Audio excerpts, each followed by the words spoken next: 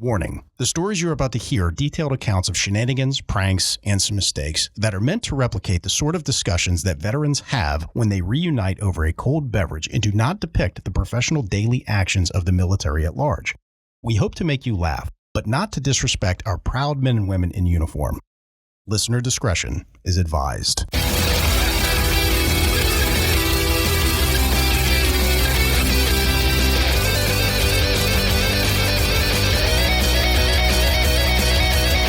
Welcome to Cammo Comedy, where we take a humorous look at the lighter side of military service. We got a big show for you today, but before we jump into it, if you like what we're doing here, give us a subscribe, give us a follow, whatever they call it on your podcasting platform. And while you're at it, give us a 5-star rating, write us a review, as that makes us more relevant in the algorithm and boosts the overall visibility of the show. But word-of-mouth advertising is just so powerful, so if you tell some friends, I will love you forever.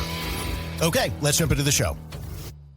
I am your host, Aaron Wolf. Just as a friendly reminder to the audience, we put out a new show every single Monday, so make sure you give the notification bell a nice tap. Give it a nice tap so you don't miss a show. Also, we are doing laughter therapy on the show. We got a lot of military members who struggle with everyday life after service, and we're just here to share a laugh and remember the good times. Joining me today is the man who refuses to answer the question, what happens to a vagina on a water slide? Call sign Footloose. Footloose, thanks for being on the show today, man. Honestly, has never crossed my mind. Listen, you're the subject matter expert considering you have a vagine. Look, I mean, what does it turn into mine? Does it turn into splash flaps or what? I mean, I demand to know, Footloose. Do you get filled up like a water balloon? Maybe You gotta pinch him closed. Uterus. Kegels. Also joining me today is the man that demands that ladies squirt be referred to as womanade. Call sign Cheeks. Cheeks, thanks for being on the show today, man. Well, what do you guys call it? I just call it squirt, personally. I mean, I think that's a little That sounds reductive. like copyright infringement of the can. Is there a brand of squirt? They don't make womanade. Yeah, they don't taste the same for some reason. We should come out with an energy drink called Womanade. That is a fantastic idea. Look for that in the merch store. Yeah. Remember, folks, when you're drinking your Womanade, don't forget to spread some cheeks and not hate. And then squirt. And then Nice. squirt. Oh, gross. Are you guys ready for my first story? Yes. So we have ourselves an Army National Guard story. No shit. Right? Yeah, and The nasty guard. sometimes they're referred to as that. They only send in stories once a month. Nice. This story takes place in the late 2000s, right? So it's important to understand for this story what the Guard and Reserve is, right? So Guard and Reserve, everybody's heard about how the Guard and Reserve do 1 weekend a month and 2 weeks a year, right? Oh yeah, I think my favorite thing though is all the pictures you see online of the guardsmen that have the signs and they're in Afghanistan, like 1 week in a month, bitch. Other than right now. And they're 13 months into an Afghanistan or Iraq deployment. Those Right. bitches lied to me. Hell yeah. So this story actually takes place in a period where the Army was transitioning a lot of infantry units over to military police, right? Now, this story takes place during annual training. And like we said before, the 1 week in a month, 2 weeks a year, that 2 weeks out of the year is going to be annual training. And annual training, for those in the audience who might not know, is just where they go over all their training requirements to make sure that everybody is up to speed to be able to do their job tasking, right? So we've got one main character here who's going to be a recurring character, and we're going to call him Muggsy. We have another recurring. Yes, we have another recurring character here. Those are my favorites. Hopefully everyone's keeping track at home. Yeah. You Add him to your Muggsy? list. Yeah. So at this point in time, Muggsy is a specialist, or E4, which is a lower-level enlisted guy. He had done about 3 years in the Army at this point, to include a deployment to Iraq, where he was what they call an 88 Mike, or a truck driver, Yeah. right? While Specialist Muggsy was an 88 Mike in Iraq, he was there from the period of like 2005 to 2006, right? I think he did about a year there. So he had been transferred over to this unit that was an infantry unit transitioning into military police, right? What a shitty gig. You signed up to drive semis. Now you're infantry and a cop? That's exactly what he wanted to do.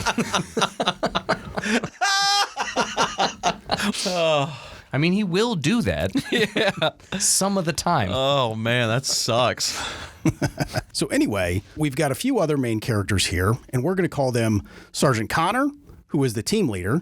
we've got Sergeant Evans, who is the squad leader, and we've got Staff Sergeant Quinn, who is the platoon leader, right? Now, all of these guys had actually spent about a year in Afghanistan fighting the Talibans in the mountains of Afghanistan, all that kind of stuff. Not driving semis. Not driving semis in Iraq. They were fighting them by driving semis. Yeah. No, they were up taking care of business in the mountains of Afghanistan, right? So when they get tasked with this AT, their role for this AT was actually to be Op 4 for a different military police unit that was getting ready to deploy over to Iraq. Now, this military police unit was tasked with what they call Police Transition Team, or PTT, right? What is that? So what Police Transition Team is military police that will meet up with like the local Iraqi police and just kind of train them up on like how to do different police duties and stuff like that in their own country, right? Now, also, in addition to this, when they're doing the police transition team, they had to get specialized training on what is called key leader engagement, right? KLE. So what KLE is a lot what it sounds like. So you have like a higher ranking individual that's going to meet with like your local village elder or something like that, and just kind of you say shalom. Yeah, you don't want to say Amazing callback. you don't want to say shalom. That is not what you want to say when you're doing this. But what these KLEs do is they meet with the village elders and they kind of get an idea of what is needed in their communities, and it's more or less the winning of hearts and minds, that end of it, right? So these guys get tasked out with being Op 4 for the deploying military police unit, right? So if anybody out there in the audience hasn't really experienced this kind of a thing, it's not a bad gig, right? It's not like you're running through like different scenarios all day and everything like that. Usually you're going to get like essentially like a script. It's a schedule of events throughout the day, and what the unit in training is going to be doing is going through all kinds of different scenarios, and the Op 4 or opposing force is just going to they're going to throw like different wrenches and whatever they're trying to do. So they might have like some kind of mission plan, and the opposing force is there to just fuck everything up. Well, they might have like ambushes, and they're trying to make sure that they get everything together on how to react to all those kinds of things. Leave bandoliers of free ammo. Yeah, with poop in them. Good callback to that story. So anyway, they start out their day early as fuck, right? Specialist Muggsy and the sergeants like get all their gear and everything together in a van. They load up a couple of coolers and they just travel out to like the deep innards of this base. Now I'll go ahead and pause right here and just say the base that they're on is humongous. They actually have like an artillery range on it. Oh, so shit. Yeah, they definitely have a lot of clear space open for impacts, because people that are like practicing shooting off artillery don't want to like overshoot the base and knock out somebody's fucking house or anything like that. So Whoopsie. Neighborhood. That's such a Sagittarius. Yeah. That shit takes some serious like math and coordination. You got to worry about the winds. Why don't they just use AI? Was that not a thing back then? That was not a thing back then. Real math and protractors back then.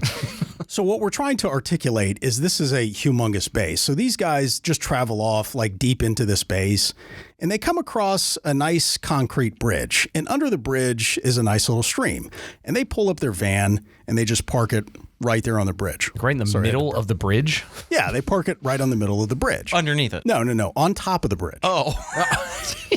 This isn't Red Hot Chili Peppers under the bridge or anything like that. It's not an amphibious vehicle. It's a van. Yeah, they had a van. They had a van down by the river. By the way, I just love a good story with a van in it. You know what I mean? It's a key feature in every story, every good story. Most military stories involve a van. They do. So anyway, they pull up on this nice concrete bridge and they kind of pile out and everything like that. Now, like we said, Specialist Muggsy over here is relatively new, right? So he's just kind of like hanging out. And then he notices that the sergeants start pulling out fishing poles. And he's like, well, this is kind of new. This is an odd change of pace, you know? So You're really committed to this role. right? So they all start fishing in this little stream, right? And they're just kind of hanging out. Muggsy had set himself up on like a cooler as a seat just at the edge of this bridge, and they're just kind of relaxing, right? They have a little bit of time before they actually have to be at the scenario, so they're just kind of killing time. What could be better than just having a little fishing session, I guess? So these guys wake up at the ass crack of dawn, the 15 minutes prior to the 15 minutes prior game, and they have so much time to kill that they park on a bridge and start fishing. The evidence does support that, yes. That's not what you guys did in the Army on deployments? Fucking amazing. So, what a National Guard thing to fucking like make sure you bring a fishing pole. We might have some time to kill. The active duty Army listeners are losing their minds right now. But these guys came prepared to kill some time, right? And like we said before, these sergeants are all prior infantry guys, so like they know how to take care of some business. But anyway, so after about an hour, maybe 2 hours of them just kind of chilling out fishing here on this bridge, Humvee pulls up with the first sergeant in it.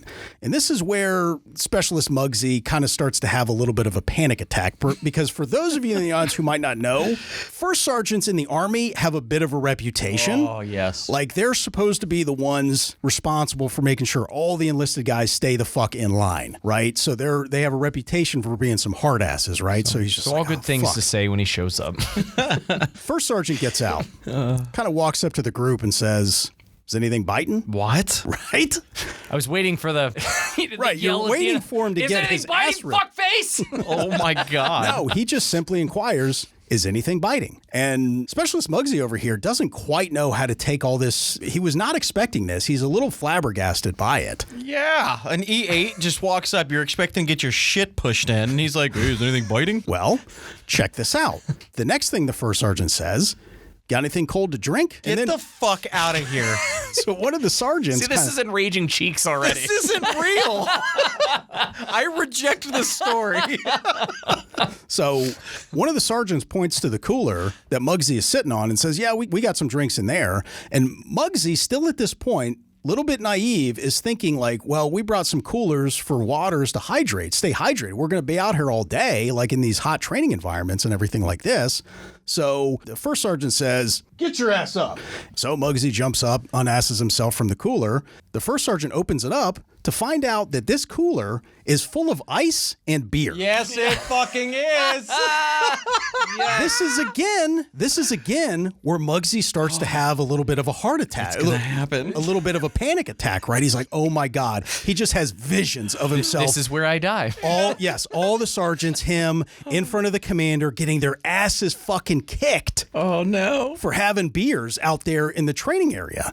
And so, the first sergeant's rooting around and just kind of says, "Got any Blue Moon?" Get the fuck out of here.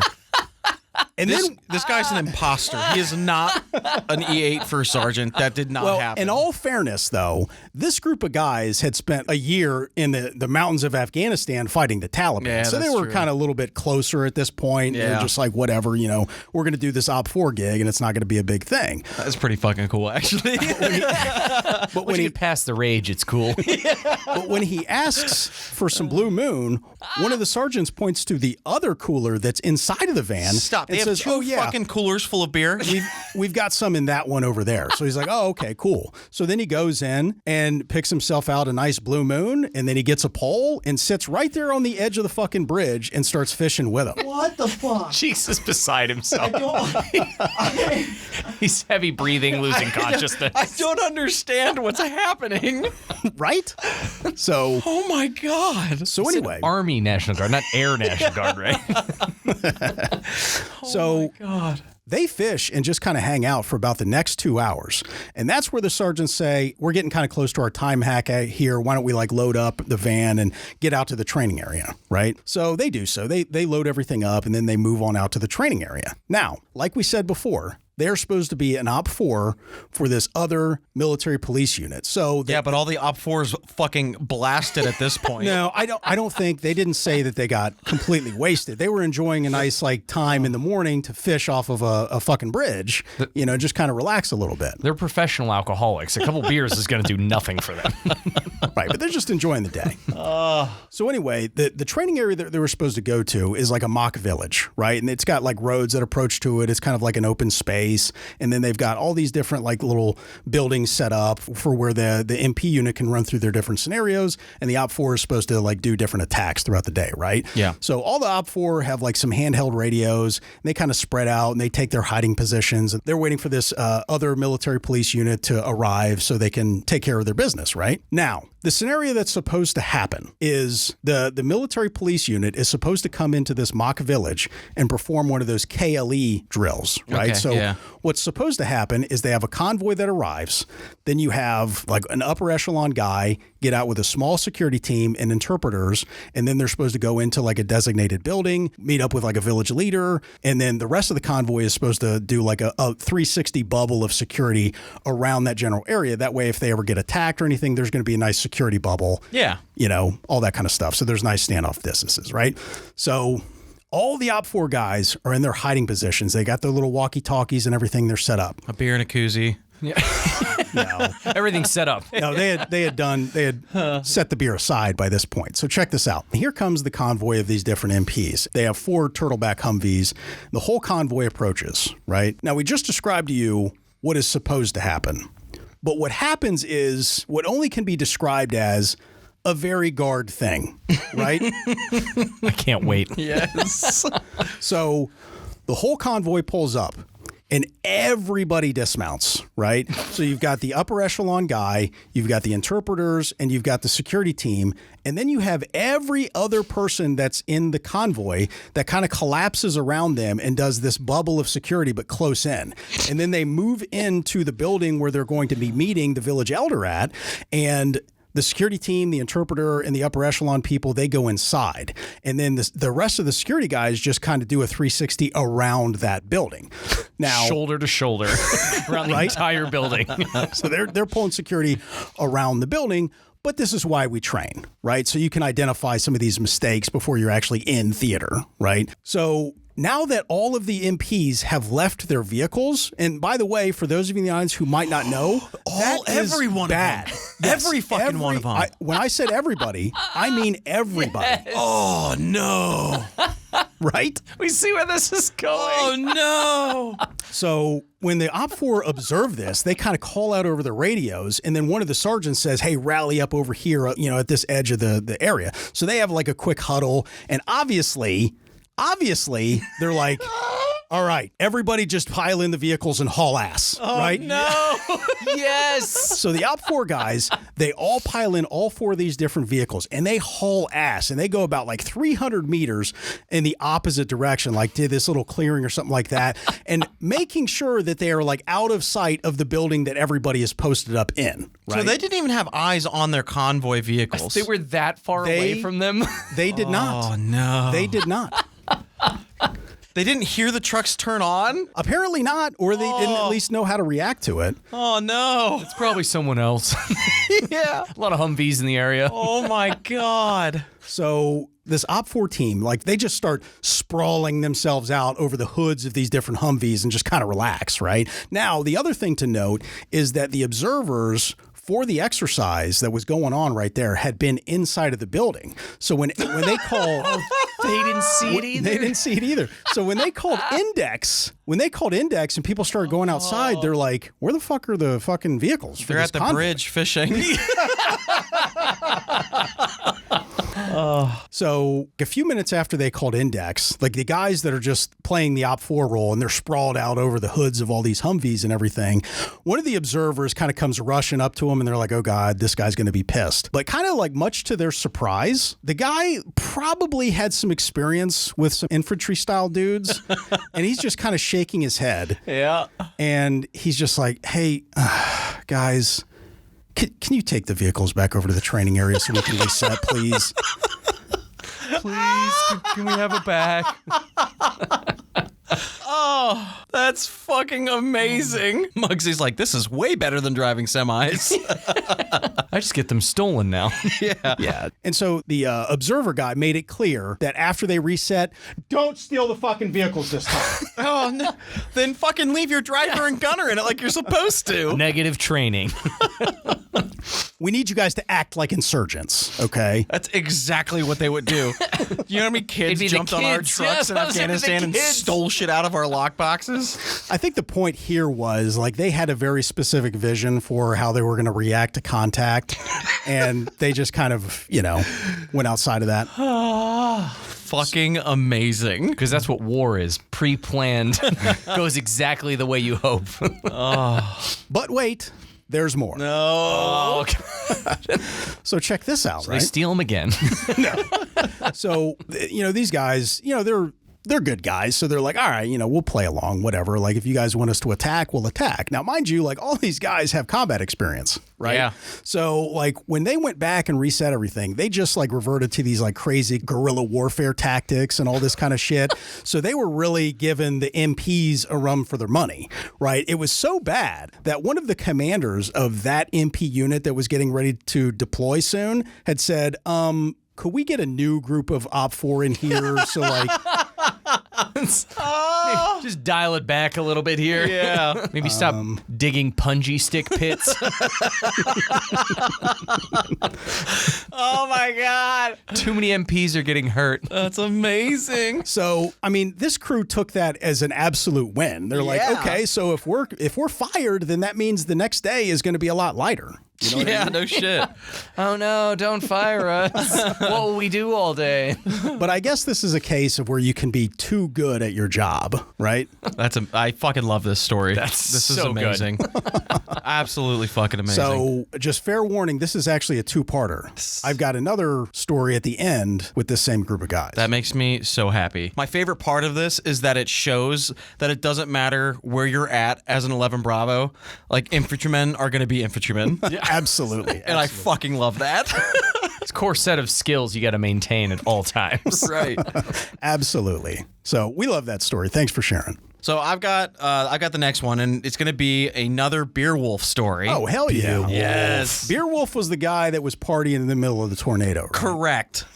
Yes. So a little further on in his career, not much further, he's a young first lieutenant. So your first officer rank is going to be second lieutenant, and then you go to first lieutenant, and then captain, and so on and so forth. So he's an 02 at this point. Okay. That's Army and Air Force. Yes. Yeah. It's different in the Navy. They're different. Yeah, Navy's like the only one that's different because Marines are the same too. So this first lieutenant has his first company executive officer gig. So he's the XO. So every company has like a CO, a commanding officer, is usually a captain. Step below that, first lieutenant, he's like second in command, right? Okay. And he was tasked with like maintenance and property accountability, okay? Nice. So he's in the supply room assisting the supply guys and all that stuff, and then they end up having a meeting of some kind, and they're talking about how they have 3 soldiers that have gone AWOL. Oh, shit. Oh my, 3? 3 of them. How bad was he as a... No, keep in mind, he's newly appointed. Okay. So it was the other guy's commander's fault. So it's not his fault. And the equipment that they have with them, because they didn't turn their shit in, is totaling over $20,000. Whoa. Okay. Shit. So they got 20 G's and Talking missing about gear. felony level. Oh, God, yeah. It's like, we don't care if you're not going to show up to work, but give us our shit back. So they stole some Air Force coffee cups then? Yes. The ones that heat up? Oh, shit. So there's a couple of ways to get your shit back, as Beerwolf explains. He says one of them is called a FLIPL, which is like a financial liability investigation of property loss. And basically you submit it to the government and say, hey, this person has our shit, and they'll basically take your IRS tax returns if you file them. Oh, wow. Right? And that's how they get their money back. Yeah, most people go AWOL, definitely file taxes. Right? Flipple sounds like something you should look up on Pornhub. Just going to go ahead and throw that one out there. The man who taught me that Flipple's not something on Pornhub. Was Beerwolf. Was Beerwolf. Cousin of Aaron Wolf. Yes. Oh, yeah, that's right. There's only one wolf on the show. What the fuck? So anyways, Aaron has his first appointment at the That was not me. So they're in this meeting of some kind, right? And they're talking about all this money that's gone and these 3 soldiers and whatnot. And Beerwolf is like, I'll go get it. Cracks his knuckles. Yeah, right. Oh, what do you mean? So, The new lieutenant thing to say. right. So Beerwolf's like, I'll go get it, sir. And the commander just laughs at him. The JAG officer's there, starts laughing at him. Everyone's laughing, right? He goes, I'm serious. That's a little awkward, I got to say.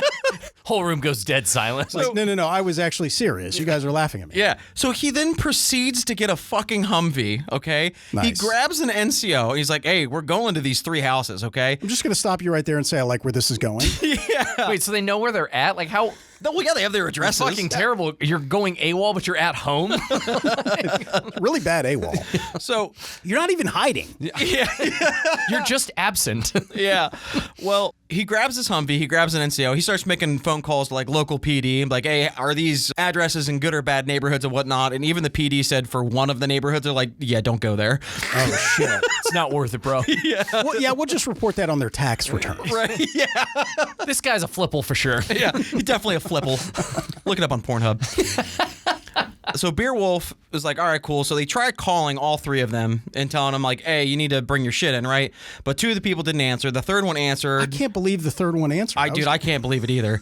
But the third one answered, and she said, hey, I'll just drop it off at the unit the next morning so that you don't have to come to my house. Like, she doesn't want to deal with that shit, right? Nice. Like, don't fucking come here. Don't embarrass me and all See, that that's stuff. a classy way to go AWOL, I gotta say. What do you mean I'm late? I thought I was on vacation. Well, the next day, she did not turn her things in. What? So Beerwolf goes out with an NCO and local PD and goes to the first house. Beerwolf is fucking serious. Beerwolf is fucking He's serious about partying? He's serious about getting the army shit back. Yeah. Right. Well, the first house they go to is an E7 who was AWOL, and he went AWOL after. Wait. An E7 went AWOL? Bro, you're almost retired. What are you doing going what AWOL? the fuck? Well, you see, he had a government travel card, and he ran the bill up at a bunch of strip clubs and bars. Okay. Yeah. Now That'll checks do it. in, yeah. That'll do it. So they go up. Dude doesn't answer the door when they're knocking and whatnot, but they see that there's cars like in the garage window and stuff. They're like, all right, so somebody definitely lives here. There's beer cans laying around and shit. And Beerwolf's like, all right, well, we're going to go to the second house. And PD's like, oh, well, we got nothing going on. We'll just sit here and wait for him for you. They're like, we'll call you when he comes home. What a solid. Yeah. So Beerwolf goes to the next house, which is the girl who had called in saying, hey, or that he had called. And she said, hey, I'll bring my stuff in the next day. And she didn't. So he goes to her house and starts pounding on the door with PD. Like, you need to come out here and give us our shit back. Oh my gosh. So she doesn't answer. Everything's super embarrassing for her, obviously, because you got cop cars and a Humvee and military personnel at your front fucking door. Oh, it's just a routine check. Neighbors They're are on the like, door bro, like- what did you do? They're knocking on the door. Hey! Open the door. We want our shit back. I know you're fucking in there. Sally, open the fucking door. The neighbors are out on the lawn like, what's going on? They're vacuuming their front lawn. Like, this is crazy. You just got to get this done. So about that time, Beerwolf gets a call from the local PD from the first house, right? So dude ended up pulling into the court. Like, he lived in a cul-de-sac and... Sack. Once he pulls in, the PD blocks the cul-de-sac so he can't get out. And then they detained him for stealing the army shit. Oh, wow. Awesome. So Beerwolf comes back to the first house, starts to collect all the stuff that he's got. He's like they're doing an inventory of it all, like in his fucking living room. Like, this is mine, this is mine, this is mine. Oh, and your TV's broken. Rude. Right? So Beerwolf's a fucking savage, right? So they collect the shit from the first house. The second house was the female soldier who didn't answer the door, and obviously they didn't go to the third one because it was in a really bad neighborhood, even though they're probably in a bulletproof Humvee. Still not worth it. Still not worth it.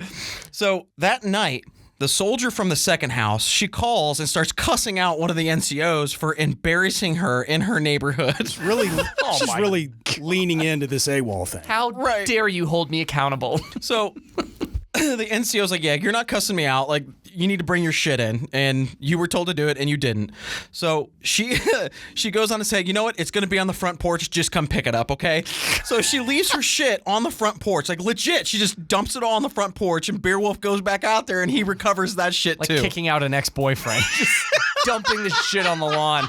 She dumped the army. So Beerwolf was able to collect 2 piles of gear from these 2 people after everybody fucking laughed at him, right? That's incredible. Bro, he wasn't shitting when he said he was going to get the stuff back. No. Well, he said he recovered like $13,000 of missing gear. Whoa. So if you guys meet Beerwolf in real life, he has saved some of your tax dollars and you owe him a drink. Right. Small price to pay for freedom. Right. So the best part of all of this, the next day, somebody comes in and goes to supply, turns all of their shit in and says, hey, I'm going AWOL. I'm not fucking coming back. Okay? So him going to people's houses sent a message like... It's a deterrent now. Yeah. If you're going to go AWOL, turn in your shit first. So this soldier said, I'm not coming back. I'm going AWOL, but I don't want the XO coming to my house looking for it. Please just don't. So if you're going to go AWOL, make sure you turn in your shit first. So Be respectful about it. sure enough, they went AWOL, but they didn't have to go to their house to get their shit. They weren't missing thousands Oh, of and it's dollars just a of human, no equipment. big loss. Just get another one. But yeah, don't fuck with Beer Wolf. Yeah, obviously. I thought that story was funny as shit. I wonder if these AWOL people had like a LinkedIn account or something like that. They were communicating. Right? Yeah, generally they're pretty successful. Oh, God. I thought you could say the third person heard about this and voluntarily came and turned everything in. I think my favorite part of the story is that Beer Wolf went all in on this. It's not like he took just a regular government vehicle. He's like, no, we're going in a fucking Humvee. Yeah. Just so everyone in the neighborhood knows. Right. You fucked up. Fucking amazing. Thanks for sending that in, Beer Wolf. Nice. We'll be right back with more Cammo Comedy after a quick word from our sponsor. Stay tuned.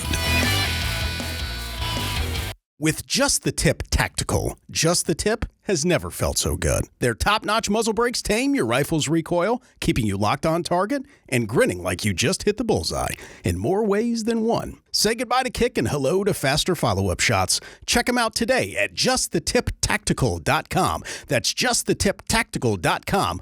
Whether you're looking to improve your rifle or just want some cool apparel with an eye-catching logo, go now to justthetiptactical.com. That's justthetiptactical.com. Enter promo code WOLF. That's WOLF for 15% off. You can't beat that. And when you patronize the companies that sponsor us, it helps us pay the bills over here. So thank you for supporting the businesses that support us. Okay, let's jump back into the show.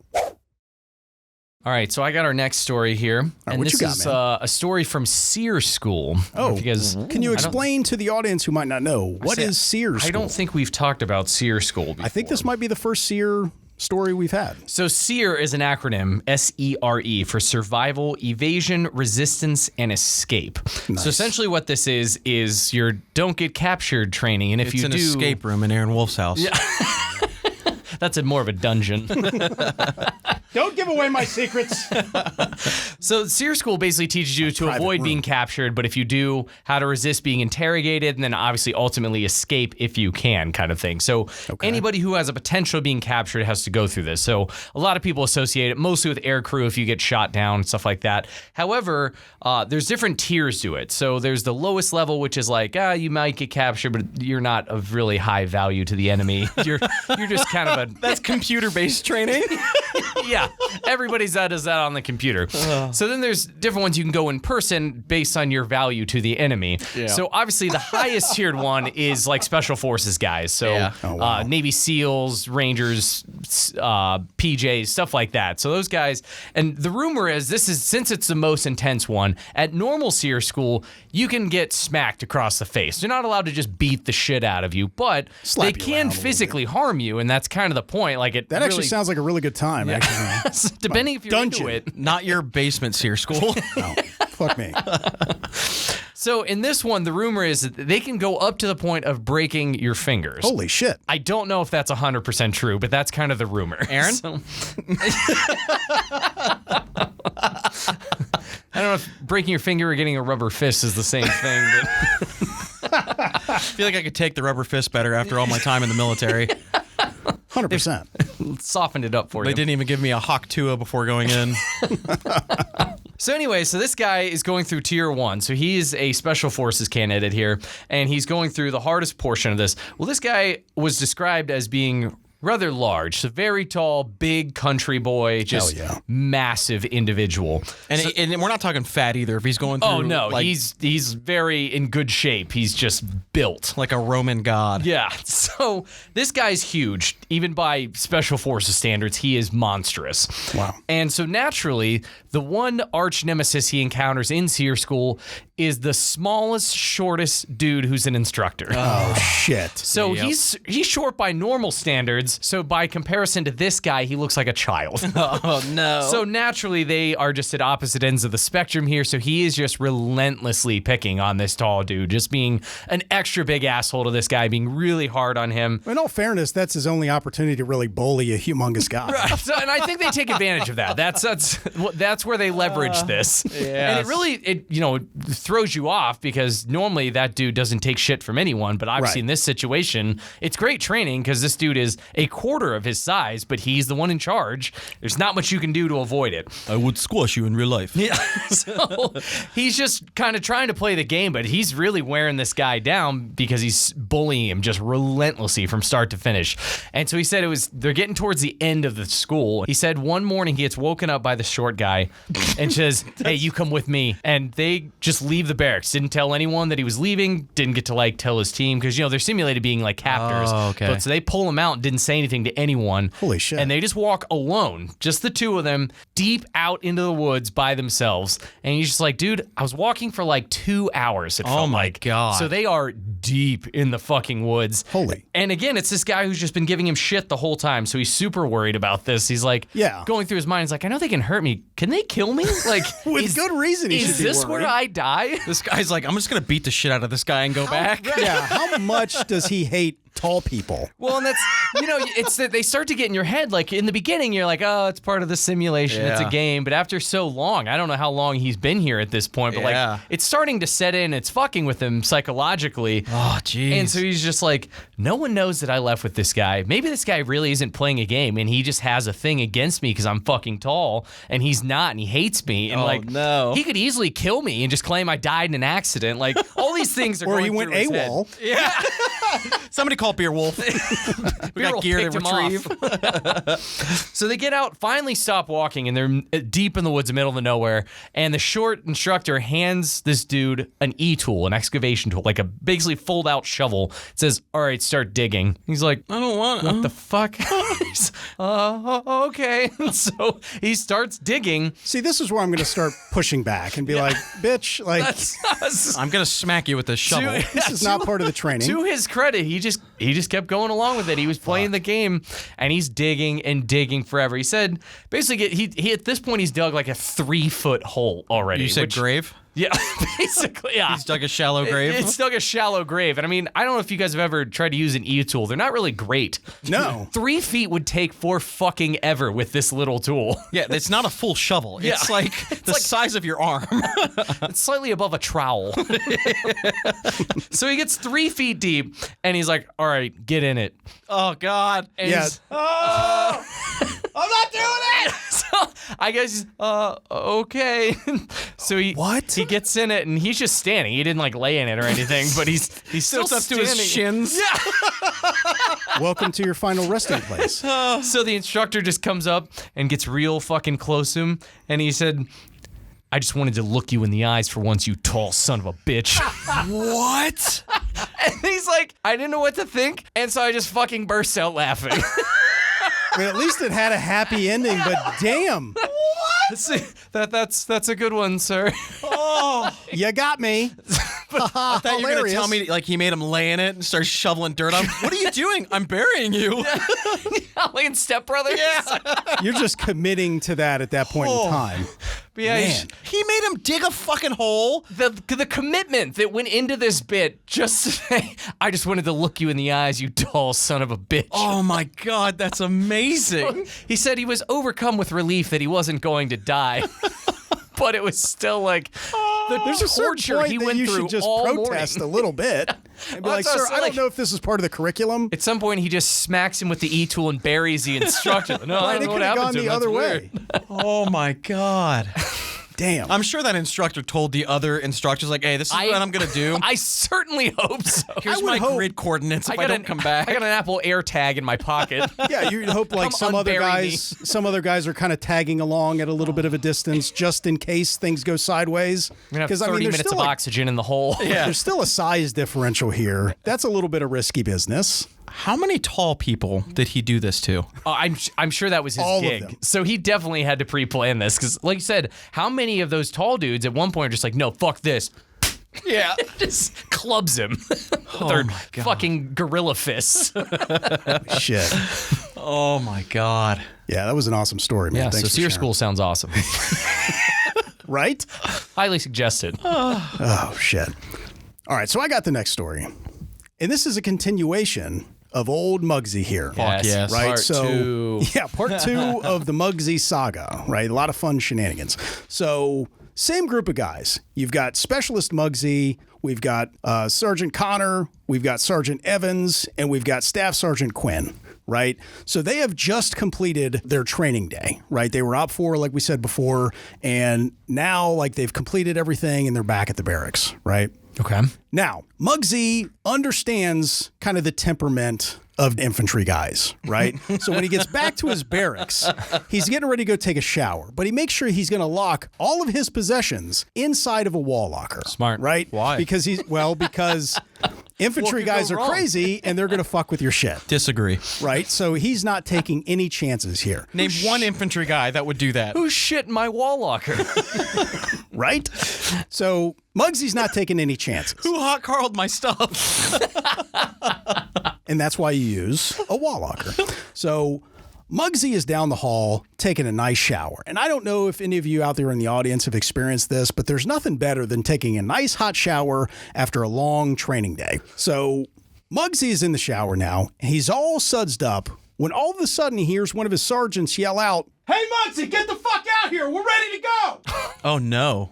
Muggsy's like, "Dude, what the fuck? What does that even mean?" And no sooner does Muggsy say that, he gets physically pulled out of the shower and walked down the hallway by one of his sergeants. Right? Still covered in soap? Still sudsed up, still covered in soap. He had not finished anything. So the sergeant just marches him down to the barracks and says, "Get the fuck dressed. You're the DD for the night." Right? Oh, boo. So That's even worse. I'm all sudsed up. I got shampoo in my hair and I got to fucking drive? Got to be the DD. Oh. You're the fucking DD for the night, right? So Muggsy just hurries up and he gets dressed and then meets everybody out in that van, right? So Only his selective suds covering up his body parts. So they meet up in the van and they travel off base to a local bar. So the way that this worked is He still has shampoo in his hair?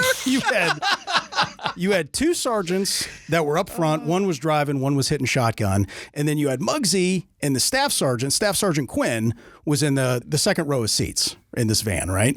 So they arrive at the bar and everybody piles out. And Muggsy's making his way into the bar. And all of a sudden he hears Staff Sergeant Quinn just scream out, "Ah, fuck, what the fuck was that? Ah!" Muggsy's in the parking lot. He turns around and then he sees one of the sergeants actually slammed the sliding door on the van closed on Staff Sergeant Quinn's hand. Oh, right? God. And as he pulls it out, it is clear that at least one of Staff Sergeant Quinn's fingers is clearly broken. Right? That's way worse than a normal door. Yeah, absolutely. So Muggsy's just thinking, well, we're going to have to fucking pile back in here and go to the hospital and get that bad boy set, right? Well, all of a sudden, right about that time, Staff Sergeant Quinn just kind of like yanks on his finger, straightens it out, and he looks at the sergeant that slammed his hand in the door, is like, "You owe me some fucking drinks, bitch." Oh my And God. then, Yes! and What a then they go into the bar. Well, and so Muggsy's thinking, well, I guess this is some real infantry shit. Hell you know, yeah. whatever. So they cruise into the bar, right? Muggsy's supposed to be the DD. So he beelines it over to the pool table to kind of entertain himself. He's out, but he's not really able to drink. So he's just going to have some fun, right? Yeah. So he gets set up over there for a couple of minutes, and all of a sudden he hears one of his sergeants at a table yell, "Muggsy, get the fuck over here." It's like, fuck, what is this? So Muggsy walks over to the table, and as he arrives, he noticed that there's like these ridiculously tall, like 2.5 foot, like beer stein things. They're like plastic beer steins with like a faucet at the bottom. You know? So he, like, as he's taking this all in, like Muggsy like looks at the sergeant and says, "What the fuck do you want?" And the sergeant points to one of those huge beer steins and says, "That one's yours." What? And Muggsy's like, "What the fuck do you mean? I'm the fucking DD." Well, it's got soda in it. And the sergeant looks back at him and says, "Yeah, you're the fucking designated drinker." Fucking called it. Nice. Well, shit. And he kind of laughs into his beer mug as he takes a swig, right? Fuck yes. This So- is so infantry. Now, it turns out that the staff sergeant actually wasn't a huge drinker, so he didn't really drink a whole lot that night. And this was more or less kind of a ruse to kind of bring the young specialists into the fold of these guys as everybody's getting to know one another. You know what I Yeah. mean? So they had a really fun night. They were there for several hours. Finally, it's time to go home, right? So they're on their way back to base, and they're about a mile out from the main gate. And what does any good soldier do? he gets ready for that checkpoint. So for those of you in the audience who might not know, at least at this time, it's a 100% ID check whenever you're going on a base, right? So everybody's got to have their military ID out and ready to go. So a good soldier makes sure, like, well before, like, nobody's waiting on you to get ready. So he gets ready a little bit early. So he reaches in his pockets and then he realizes, these are not my pants. Oh. What? So it took him that long? So in the whole tussle of him getting pulled out of the shower and getting dressed, he realized that all of his shit, his wallet, his military ID, all that stuff was still back in his wall locker, and he'd just thrown on like a set of clothes that he kind of had out, but it wasn't, it wasn't really designated for that night. Oh, Muggsy, what have you done? So Muggsy kind of calls out to the Muggsy. Muggsy calls out to the van, "Hey, I don't have my military ID." To all of the sergeants pretty much turn around and say in unison, "Fucking dumbass." One of the sergeants kind of points to the back. He's like, "Well, I got a whoopee back there if you want to just hide under that bad boy, like, like we'll get you on through, no problem." Like, what an infantry thing, have a whoopee on standby. You're either going to kick him out of the van or hide him. For Cheeks, for those in the audience who might not know, could you please explain what a whoopee is? So a whoopee is a nickname for your poncho liner. It's like a liner that goes inside your poncho to keep you warm when it's raining outside and it's really cold out, okay? And they are super comfy. However, this whoopee comes from the gods. Any good soldier knows that you should have your whoopee with you anytime you're in the field, okay? It's not very thick. It's a pretty thin material, but it insulates you very well. Right. And it's like a safety blanket. Yeah, it's like the blankie of the military. It really is. And it's the one thing when you get out that you keep. Not go and AWOL. You just pay for it at the end. You're like, all right, I'm keeping this because it's been my safety net for my whole military career, and I love this. And I still have my whoopee at home. Not even Beerwolf can take this from me. Not even Beerwolf can take this from me. So your whoopee it's near and dear to your heart. So I love that they had one on standby in the van. That checks. So old Muggsy climbs in the very back and hides under this fucking whoopee, right? They pull up to the main gate and all the sergeants show their IDs. The gate guard checks all the IDs. He kind of does like a flashlight around in the van and everything. He doesn't see anything really out of sorts, so he waves them on through. What's going on with that lumpy whoopee? So they get on base and they kind of pull up and park, and they had a great night, but make sure you wear your own pants, folks. Even like in his defense, quite a bit. Like it's kind of a discombobulating thing to be pulled out of a shower when you're all sudsed up to go out drinking with your friends. But I love that story. Thanks for sharing. That's amazing. That's great. Hey, thanks for checking out the Cammo Comedy Show Podcast. If you like what we're doing here and you want to participate in this community, there are many different ways you can contribute. First and foremost, tell someone about the show. Word of mouth advertising is very powerful, and we really appreciate you helping us out. If you have any funny military stories of your own, or know somebody who does, with their permission, of course, you can contribute those stories via email at stories@cammocomedy.com. That's stories, STORIES, at CAMMOCOMEDY.com. And if you're not too good at the internets, drop us a voicemail at area code 531-222-6146. That's area code 531-222-6146. Yeah, and if you want to interact with us throughout the week, hit me up on my socials, Facebook and Instagram. Just look up !Cheeks. We have a lot of big plans for this show. In building this community to support veterans, we will announce here soon. So stay tuned. All right. I'm going to go enjoy a nice pasta salad with a little mayonnaise later. Okay, first of all, mayonnaise? Why do you always have a problem with the way I talk? There's a way you're supposed to say the word, Aaron.